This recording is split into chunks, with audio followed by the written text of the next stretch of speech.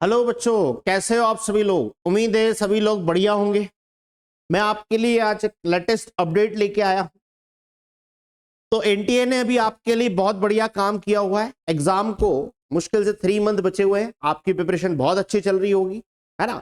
और इसी बीच एनटीए ने एक लेटेस्ट अपडेट दी है जिसमें आपके नीट एग्जाम के पैटर्न को चेंज कर दिया है। क्या किया हुआ है? नीट एग्जाम पैटर्न को चेंज कर दिया है। ये नेट एनटीए की लेटेस्ट अपडेट है।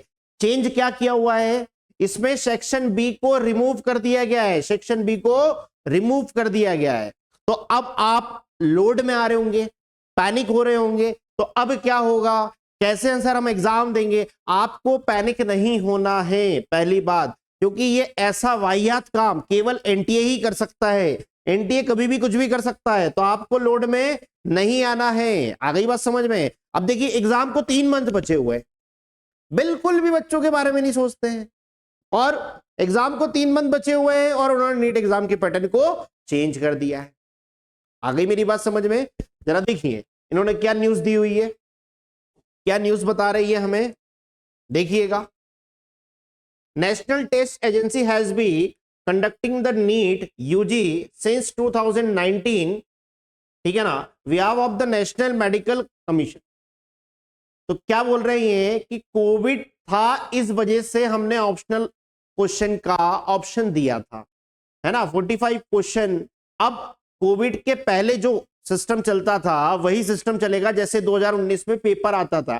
पहले टोटल 180 क्वेश्चन आते थे, 180 क्वेश्चन। हर एक सब्जेक्ट में कितने क्वेश्चन आएंगे?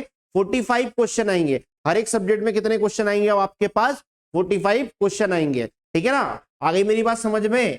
बायो में कितने क्वेश्चन? 90। फिजिक्स में कितने क्वेश्चन? 45। और केमिस्ट्री में कितने क्वेश्चन? 45। इसका मतलब टोटल क्वेश्चन कितने हो गए हैं? तो टोटल क्वेश्चन हो गए हमारे पास 180। दूसरी बात, इन्होंने टाइमिंग को भी क्या कर दिया? कम कर दिया है। पहले आपको 3 घंटे 20 मिनट मिलते थे, पहले आपको 3 घंटे 20 मिनट मिलते थे।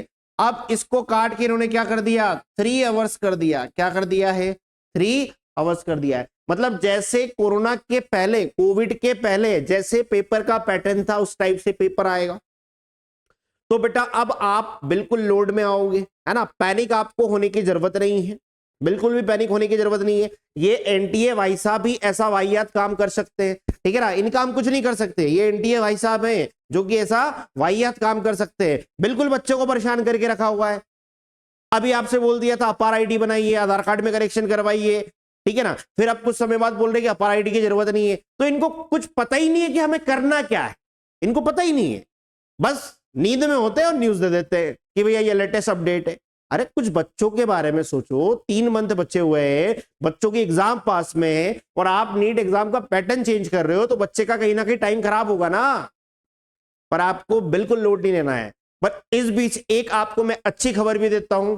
इस बार बेटा जेईई मेंस का जो पेपर है उसको देखते हुए अनुमान लगाया जा सकता है, जो जेईई मेंस का पेपर है, जेईई मेंस का पेपर मॉडरेट पेपर आया है। मतलब आपका नीट का पेपर भी मॉडरेट ही रहेगा, है ना। मतलब formula based question JEE Mains में आ रहे हैं। तो जिस हिसाब से जेईई मेंस का पेपर है उस हिसाब से नीट का पेपर भी कैसे होगा? बिल्कुल भी टफ नहीं होगा।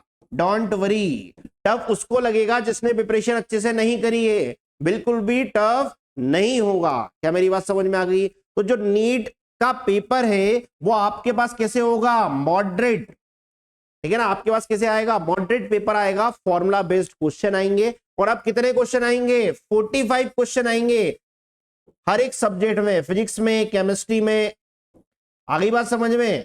हर एक सब्जेक्ट में कितने क्वेश्चन आएंगे? अब हमारे पास 45 क्वेश्चन आएंगे, ठीक है ना। फिजिक्स में, केमिस्ट्री में, बॉटनी में एंड जूलॉजी। तो आपको इन सब बातों से अपनी प्रिपरेशन पर बिल्कुल भी इसका कोई इफेक्ट नहीं पड़ना चाहिए। आप जैसे प्रिपरेशन कर रहे थे वैसे ही करते रहना है। ये सब चीजें होती रही। हो सकता है 1 हफ्ते बाद बोल दे, ये हम नेक्स्ट सेशन से लागू करेंगे। फिर 1 हफ्ते बाद बोल दे कि नहीं इसी सेशन में लागू हुआ। तो इनका कोई भरोसा नहीं, ये एनटीए भाई साहब का कोई भरोसा नहीं, इनका हम कुछ भी नहीं कर सकते, है ना। आप अपनी प्रिपरेशन करते रहे, ईमानदारी से मेहनत करते रहे, 100% बेटा आपका सिलेक्शन हो जाएगा और नीट का पेपर बिल्कुल मॉडरेट आएगा, यहां तक कि फिजिक्स भी आप आसानी से कर सकते हो। आ गई बात समझ में?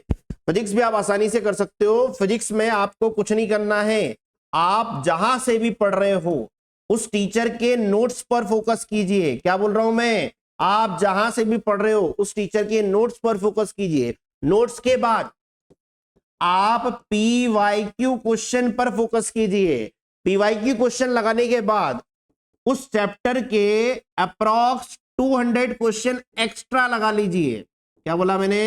अप्रॉक्स 200 क्वेश्चन एक्स्ट्रा लगा लीजिए। आ गई बात समझ में? और अगर आप इतना कर लेते हो, ये मैं बात कर रहा हूं किसकी? फिजिक्स की, क्योंकि मैं फिजिक्स का टीचर हूं। तो फिजिक्स की अगर मैं बात करूं तो आप जो भी टीचर ने आपको पढ़ाया, जहां से भी आप पढ़ रहे हो, उन टीचर के नोट्स को फॉलो कीजिए, है ना। टीचर के नोट से बाहर पेपर नहीं जाता है, प्रॉपर उसी से पेपर आता है। बच्चा इधर उधर भटकता है, नहीं भटकना है। पीवाई के क्वेश्चन लगाइए, 200 क्वेश्चन उस चैप्टर के एक्स्ट्रा लगा लीजिए, इससे बाहर कुछ भी नहीं जाना है, ये मेरी गारंटी है। आप आसानी से फिजिक्स में भी 160 प्लस का स्कोर गेन कर सकते हो। आ गई बात समझ में?